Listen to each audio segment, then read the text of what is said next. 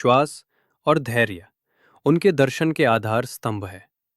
उन्होंने अपने भक्तों से ईश्वरीय योजना पर भरोसा रखने और धैर्य रखने का आग्रह किया, क्योंकि सच्चा फल सही समय पर ही मिलता है। साईं बाबा का कथन, विश्वास और धैर्य रखो, तब मैं सदैव तुम्हारे साथ रहूंगा। साईं बाबा की शिक्षाएं सभी प्राणियों के प्रति प्रेम और करुणा के महत्व पर जोर देती थीं। उन्होंने सभी के साथ समान व्यवहार किया, चाहे उनकी जाति, पंथ या पृष्ठभूमि कुछ भी हो। उन्होंने ये शिक्षा दी कि सच्ची आध्यात्मिकता निस्वार्थ प्रेम में निहित है। प्रेम और करुणा पर साईं बाबा की शिक्षाएं हमें दूसरों के प्रति दयालुता का व्यवहार करने की याद दिलाती हैं, जो उन यात्रियों के लिए एक आवश्यक सबक है जो खुले दिल से विविध संस्कृतियों और परंपराओं का अन्वेषण करते हैं। कहते थे, सबका मालिक एक, सबका ईश्वर एक है, जिससे सभी धर्मों में एकता का प्रचार होता था।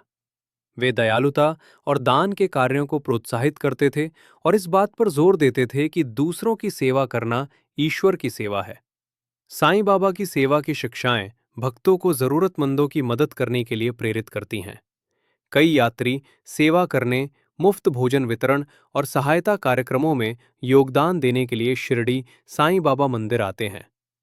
साईं बाबा की सबसे शक्तिशाली आध्यात्मिक साधनाओं में से एक है पूर्ण समर्पण। उन्होंने सिखाया कि अहंकार और आसक्ति का त्याग करने से आंतरिक शांति मिलती है। उनका दर्शन इस विचार से मेल खाता है कि जब आप ईश्वर पर पूर्ण विश्वास रखते हैं तो जीवन सहजता से आगे बढ़ता है।